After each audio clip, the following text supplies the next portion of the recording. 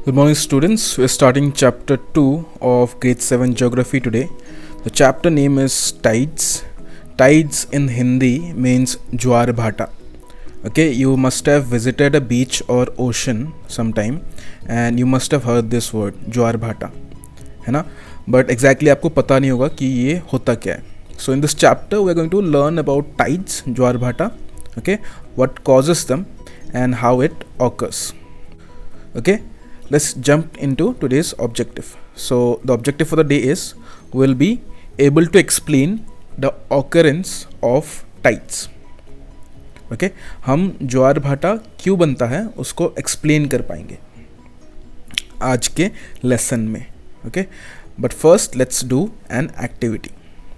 So what you're going to do is we'll watch 2 time-lapse videos and you will have to write in your notebook what you noticed in the videos. हम 2 time-lapse video देखेंगे. time-lapse मतलब fast forward करा हुआ video. Okay, सो आपको ये videos देखकर अपने notebook में लिखना है कि आपने क्या ऑब्जर्व करा है. Okay,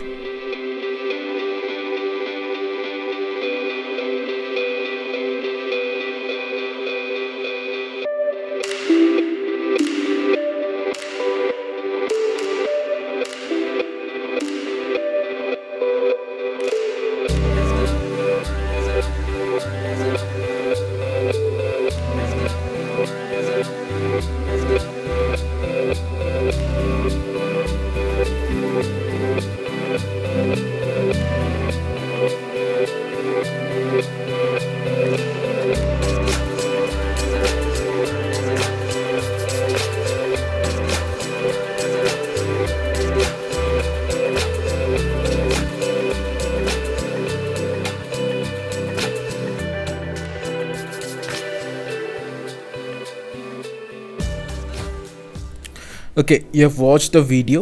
Now pause this video and take 3 minutes to write down your observations. Alright, moving on, let's understand what is a tide. Okay, tide क्या होता है? So a tide is what you saw in the 2 videos earlier. What is happening in those videos? उन videos में क्या हो रहा था?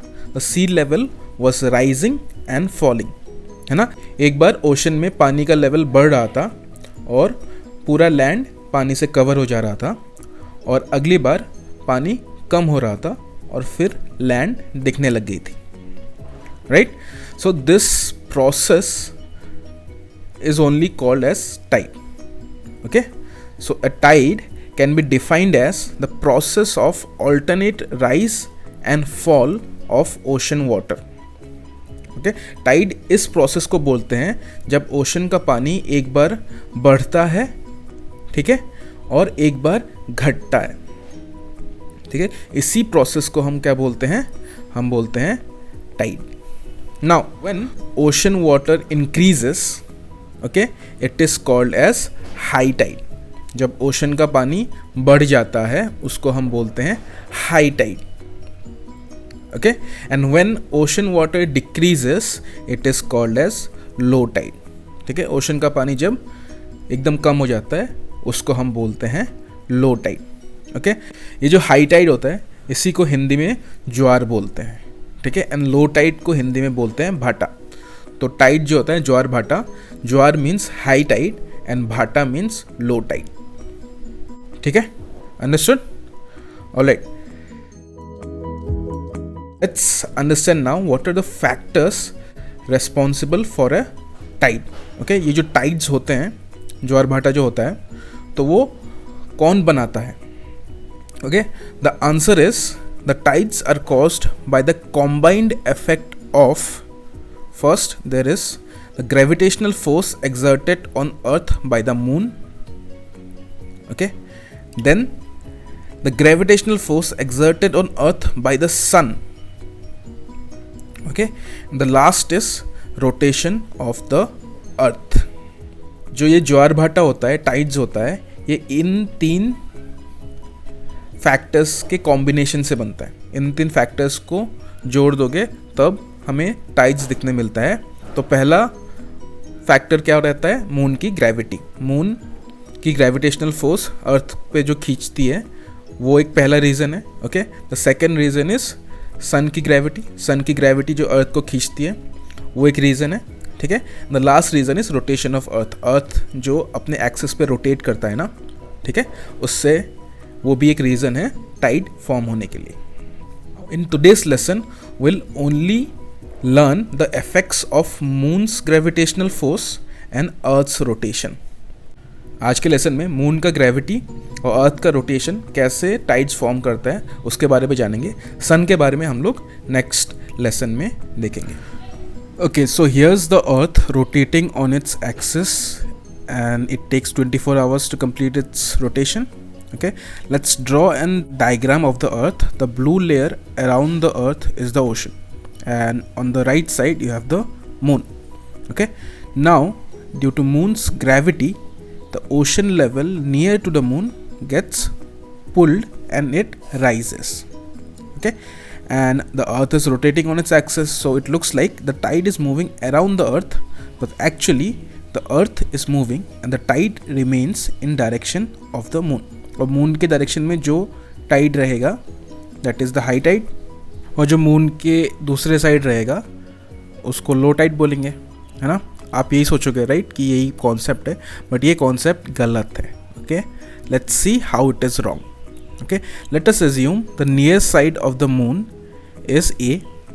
अर्थ के मिड पॉइंट को बी मान लेते हैं, और far side of the ocean जो मून के एकदम फार साइड में है that is C point. Okay, now we know जो सबसे पास वाला पॉइंट है उसको मून सबसे ज़्यादा खींचेगा ए पॉइंट को, है ना, और बी को थोड़ा कम खींचेगा और सी को सबसे कम खींचेगा अपनी तरफ. A moves the most. Okay, then the B point also moves, that means the earth also moves a little. Okay, and then because of the earth moving there is a ocean rises at point C. तो point C भी थोड़ा खींचा जाएगा moon की तरफ, but it will be very less. Okay, so because of this along the line of the moon and earth we get two high tide. Okay, moon और अर्थ का बीच में अगर लाइन खींच दोगे आप सेंटर के बीच में, तो उस लाइन के अलोंग आपको दो हाई टाइड मिलेंगे. ओके, और अगर हाई टाइड बन रहा है उस लाइन के अलोंग तो दूसरे दो साइड में आपको लो टाइड मिलेगा. तो दो हाई टाइड आपको मिलते हैं और दो लो टाइड आपको देखने को मिलता है. Okay, but here is also another problem. Okay, the problem is that moon also changes its position. Moon भी अर्थ के अराउंड रिवॉल्व हो रहा है ना, तो moon changes its position, and we know that the tide will always face the moon. Tide हमेशा moon की तरफ फेस करेगा. ठीक है, so angle of the tide also changes a little. Tide का एंगल भी चेंज होता है. Now let's see how does the tides look when the moon and the earth are rotating and revolving.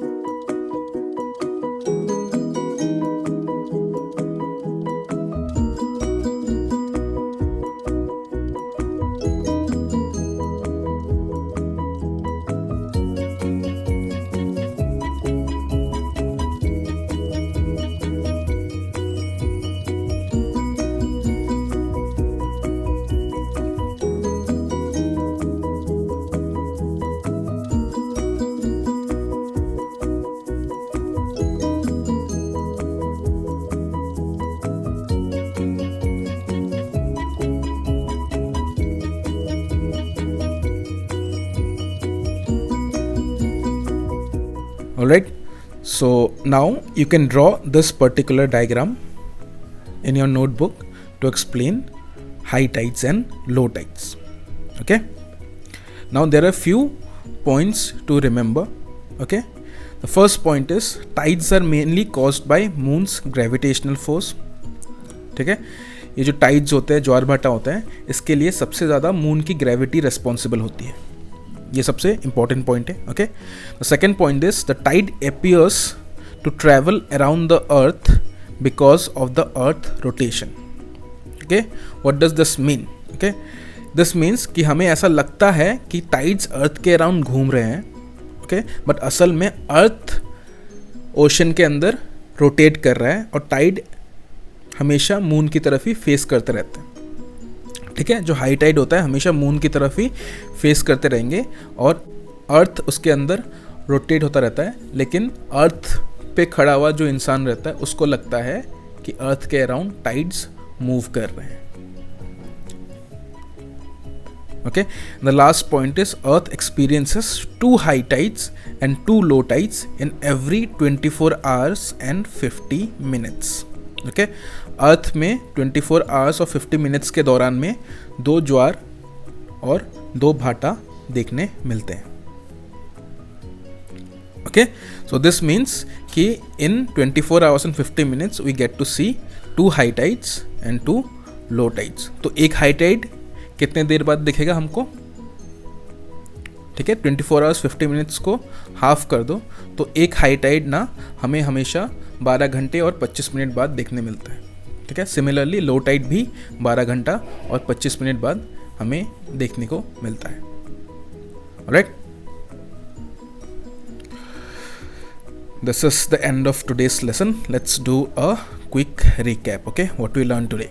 So first we learned about what are tides and what are the factors responsible for tides. Tides क्या होते हैं और tides कौन बनाता है, ये हमने देखा. And the second thing we learned how the moon's gravitational force and rotation of earth creates tides. moon का gravitational force और earth का rotation कैसे responsible है tides form करने में, वो हमने आज देखा. Okay, I hope you understood today's lesson. Thank you for listening. In the next class, we'll learn how the sun is responsible for causing tides. Okay, I'll see you next time.